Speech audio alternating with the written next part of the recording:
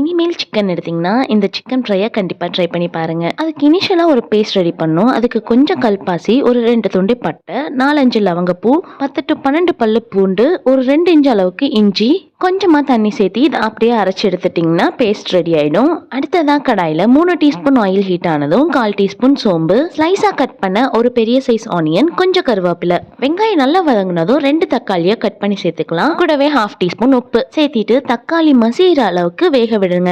வெங்காயம் தக்காளி எல்லாம் இந்த அளவுக்கு வெந்ததுக்கு அப்புறம் 1/4 டீஸ்பூன் மஞ்சத்தூள், ஆல்ரெடி நம்ம அரைச்ச ஸ்பைசஸ் பேஸ்ட் இதுல சேர்த்திக்கலாம். இது எல்லாத்தையும் நல்லா மிக்ஸ் பண்ணி வதக்கிடுங்க. அதுக்குள்ள 1/2 kg சிக்கனை வாஷ் பண்ணி வச்சிருக்கோம், அதை இதுல ஆட் பண்ணிக்கலாம். வெங்காயம் தக்காளி கூட சிக்கனை நல்லா வதக்கி விட்டுட்டு இதை க்ளோஸ் பண்ணி அப்படியே ஒரு 5 மினிட்ஸ்க்கு வேக விடுங்க. இந்த அளவுக்கு சிக்கன்ல தண்ணி ரிலீஸ் ஆயிருக்கும். இதை நல்லா வதக்கிட்டு மசாலா ஆட் பண்ணிடலாம். மல்லித்தூள் 1 டீஸ்பூன், மிளகாத்தூள் 1 டீஸ்பூன், கரம் மசாலா 1 டீஸ்பூன், அவ்வளவுதான் மசாலா. வேற எதுவும் எக்ஸ்ட்ரா ஆட் பண்ண போறது இல்ல. மசாலா பச்சை வாசனை போகிற வரைக்கும் நல்லா வதக்கிட்டு அகைன் 1/2 டீஸ்பூன் உப்பு சேர்த்து இதை நல்லா வேக வச்சிருங்க. இப்போ சிக்கன் வேகிறதுக்கு தண்ணி ஆட் பண்ணிக்கலாம். 2 கிளாஸ் அளவுக்கு ஆட் பண்ணிக்கோங்க. அதிக குவான்டிட்டி இருந்துச்சுன்னா இன்னும் எக்ஸ்ட்ரா தண்ணி ஆட் பண்ணி க்ளோஸ் பண்ணி ஒரு 10 மினிட்ஸ் வேக விட்டீங்கன்னா இந்த அளவுக்கு தண்ணி எல்லாம் சுண்டி சூப்பரான ஃப்ரை ரெடி ஆயிரும். ஃபைனலா மல்லி இலை தூவி இறக்கிட்டீங்கன்னா டேஸ்டியான chicken fry ready. Chicken fry செய்யற மாதிரி இருந்தா கொஞ்சம் குவான்டிட்டி அதிகமா செஞ்சுக்கோங்க. டேஸ்ட் சூப்பரா இருக்கிறதுக்கு சீக்கிரம் காலி ஆயிடும். ஸோ வீடியோக்கு ஒரு லைக் பண்ணிட்டு நம்ம சேனலை சப்ஸ்கிரைப் பண்ணிக்கோங்க.